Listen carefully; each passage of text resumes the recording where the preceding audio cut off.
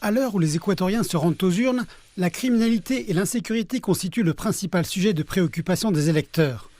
Alors que les candidats ont bouclé leur campagne, les Équatoriens réclament la paix car le pays a le taux d'assassinat le plus élevé d'Amérique latine.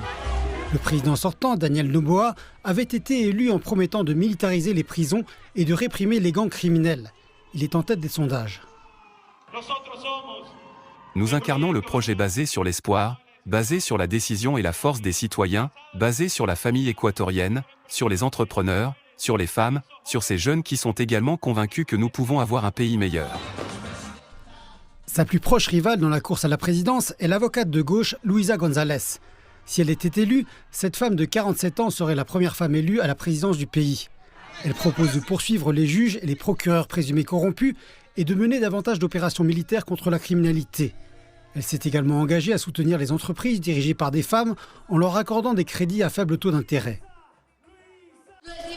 Je vous invite à prendre ma main, à marcher ensemble, à faire revivre l'Équateur, à faire revivre le pays avec dignité, parce que nous sommes des gens capables, nous sommes des gens courageux, nous sommes des gens qui se battent. Les analystes estiment que le président Noboa dispose d'une forte avance, mais qu'il devra probablement faire face à un second tour de scrutin. Il y a 18 mois, Daniel Noboa est devenu le plus jeune président de l'Équateur. Aujourd'hui âgé de 37 ans, les électeurs décideront s'ils veulent 4 années de plus de son style de leadership, soucieux de son image et dur en matière de criminalité. Il est arrivé au pouvoir après des élections anticipées en 2023, lorsque l'ancien président Guillermo Lasso a en même temps mis fin à son mandat et à celui de l'Assemblée nationale. L'Équateur n'est plus seulement un pays de transit pour les substances interdites, mais c'est aussi un pays où ces substances sont reproduites.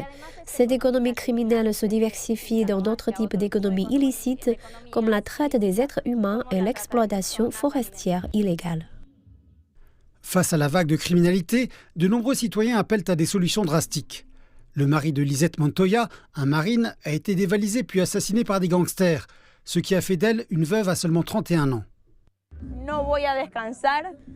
Je ne me reposerai pas tant qu'ils n'auront pas payé et que je ne le verrai pas derrière les barreaux pour le meurtre de mon mari, parce qu'ils ont laissé mes filles sans père, moi sans mari, et ils ont complètement détruit ma famille. Daniel Noboa a besoin de 50% des voix pour l'emporter, sinon il y aura un second tour au mois d'avril.